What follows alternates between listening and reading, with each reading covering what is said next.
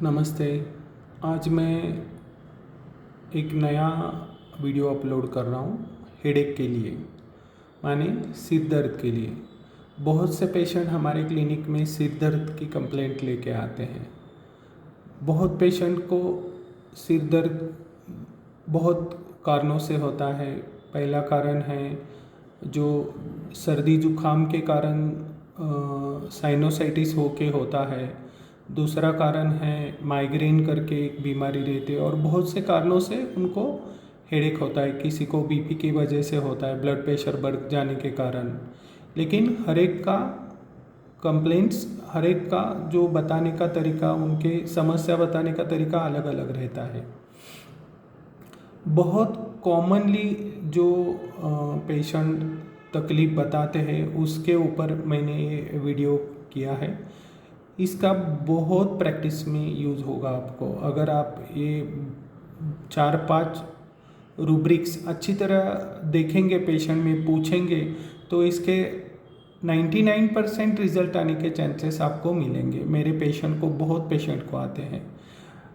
पहला रूब्रिक है कि जो मैं हमेशा पूछता हूँ, क्या आपको लाइट का तकलीफ़ होता है क्या? अगर आपके आँख के ऊपर जब आपका सिर दुखता है तो आपका लाइट से कुछ तकलीफ़ ज़्यादा होता है, कम होता है। तो बहुत से पेशेंट रहते हैं जो कॉमनली बताते हैं, जो माइग्रेन के रहते हैं, मुझे लाइट से बहुत तकलीफ़ होती है। मुझे ऐसा लगता है कि मैं लाइट में न बैठूं, और जहाँ डार्कनेस है, जहाँ अंधेरा है, वहाँ जाके मैं बैठूं। दूसरी बात है, बहुत ज़रूरी है, उनको जब सिर दुखता है तो उनको आवाज़ सहन होती है कि नहीं, माने वो आवाज़ से तकलीफ़ में जाते हैं क्या, वो देखना चाहिए। तो बहुत से पेशेंटों को आवाज़ सहन नहीं होती, तो उसे सेंसिटिव टू नॉइज़। मैंने पेशेंट का पहला रूब्रिक लिया, sensitive to light, sensitive to noise. और तीसरा क्वेश्चन है कि जब आपका सिर दुखता है तो जो ओडर रहता है किसी भी की आप ओडर बोलिए, मेरे को हिंदी में जो वर्ड नहीं आता करके मैं ओडर बोल देता हूँ, माने जो ओडर से तकलीफ़ होती है क्या। तो बहुत से पेशेंट को वो जो ओडर रहता है वो तो सहन नहीं होता। चौथी बात रहती है कि बहुत से पेशेंट को जब तकलीफ़ होती है वो तो उन्हें डार्कनेस चाहिए, अंधेरा चाहिए, उससे उनको एम्युलरेशन होता है, अच्छा लगता है, वो डार्कनेस में बैठने की इच्छा रखते हैं। जब पेशेंट को बहुत तकलीफ़ होता है तो उनको ऐसा लगता है कि मैं एक जगह बैठ जाऊं, जो दरवाज़ा बंद करके अकेले कोली में, जिसमें लाइट वगैरह ना हो, और मैं किसी के साथ ना बोलूं। Darkness, desire for lie down in dark and not to be talked, म्हणजे माने कि मैं किसी के साथ ना बोलूं, ऐसा उनको बहुत लगता है।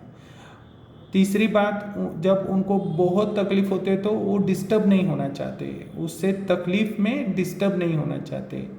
और बहुत तकलीफ़ हुई तो उनको खुद को भी बोलने की इच्छा नहीं होती, और दूसरों का बोलना भी उनको बहुत तकलीफ़दायक होता है। ऐसे कॉमन रूब्रिक हैं जिसमें हम ये रेमेडीज़ यूज़ कर सकते हैं। जो सब रूब्रिक कवर करती है वो एक रेमेडी है, और बहुत से रूब्रिक ये करती है। एक है ओरम मेटेलिकम, दूसरी है बेलेडोना, तीसरी है कोनियम, चौथी है ब्रायोनिया अल्बा, पांचवी है नाइट्रम मोर, और छठी है टेरेंटुला हिस्पैनिका। बहुत बार मैंने देखा है कि बेलेडोना पेशेंट बहुत से आते हैं, लेकिन उनका एक रहता है कि वो बहुत फ्रिवुलस रहते हैं, एक और मैथमेटिक कैलकुलेटिंग इनेप्ट फॉर, माने एक बार बोल देंगे मुझे लाइट से तकलीफ़ है, एक बार बोल देंगे कि मेरे को लाइट से तकलीफ़ नहीं है। और यही बहुत से पेशेंट बेलेडोना के रहते हैं, जिनमें आप अगर अच्छी तरह पूछ के देंगे तो बेलेडोना से बहुत से पेशेंटों का माइग्रेन, हेडेक, साइनोसाइटिस का हेडेक ठहर जाता है। दूसरा पेशेंट है कोनियम। उसको ज़्यादा करके जब नींद का तकलीफ़ रहता है, कंसंट्रेशन नहीं होता, हर बात पर चिड़चिड़ापन रहता है, तकलीफ़दायक रहता है, तो हम कोनियम का यूज़ करेंगे। उसको डार्कनेस डिज़ायर फॉर इतना नहीं है, डार्कनेस एम्बुलरेशन है लेकिन डार्कनेस डिज़ायर नहीं है, और उतना भी वो बहुत सा डिस्टर्ब नहीं होगा डार्क से, माने उसको अच्छा नहीं लगेगा कि ऐसा कुछ नहीं है।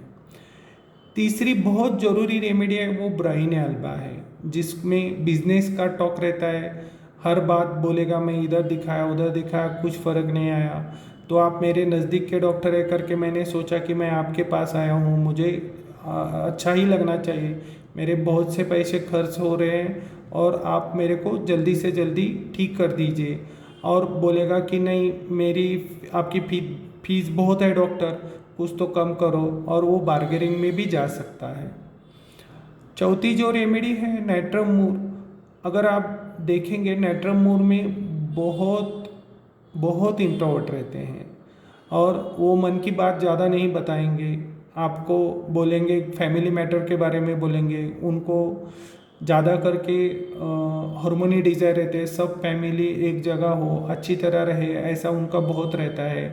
ज़्यादा करके लेडीज़ रहती है और जो फैमिली के हेड रहते हैं ना उनके ऊपर ज़्यादा जो जवाबदारी रहती है, रिस्पॉन्सिबिलिटी रहती है, उसके वजह से उनको ये तकलीफ़ ज़्यादा होती है कि उनको लगता है कि सब अच्छी तरह रहे, झगड़ा ना हो घर में, अच्छी तरह रहे, कोई किसके भी साथ अच्छी तरह बोले, और इस कारण उनको ये तकलीफ़ होती है। उनको पूछ के लेना चाहिए आपको खाने में नमक कितना लगता है, कम लगता है ज़्यादा लगता है। अगर उन्होंने बोल दिया कि नहीं मुझे नमक खाने में कम ज़्यादा लगता है, मुझे लगता है इसमें उन्होंने नमक ही नहीं डाला, तो आप नाइट्रम मूर चूज़ कर सकते हैं, उससे भी बहुत अच्छे रिजल्ट आते हैं। मेरे ओपीडी में बहुत से बेलेडोना और नाइट्रम मूर के पेशेंट मैंने देखे हैं।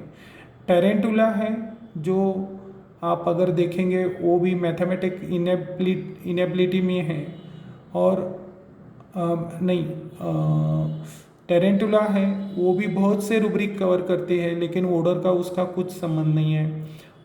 Sensitive over sensitive to light है, ओवर सेंसिटिव टू नॉइज़ है, डार्कनेस एमुलरेशन है, डार्कनेस डिज़ायर है, और उसको भी किसके साथ बोलना अच्छा नहीं लगता, डार्कनेस में बैठने के लिए अच्छा लगता है। बहुत से पेशेंट टेरेंटुला के भी आते हैं, और हमारा जो ओरमेट है वो बहुत रिस्पॉन्सिबिलिटी के कारण उसमें जो जवाबदारी रहती है, जो बहुत से रूब्रिक कवर करता है।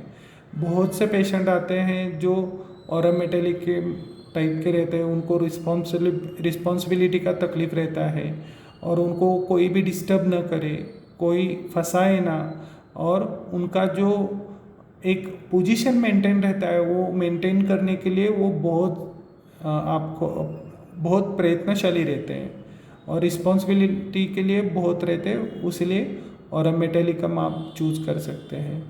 थोड़ा रूब्रिक ये वीडियो बनाते समय कुछ चूक भूल हो गई हो तो माफ़ कर दीजिए, लेकिन ये बहुत कॉमन रूब्रिक रहते हैं जिसमें आपको हेडेक के रेमेडीज़ मिल जाएंगे और उसके रिज़ल्ट भी बहुत अच्छे आते हैं। Okay, thank you.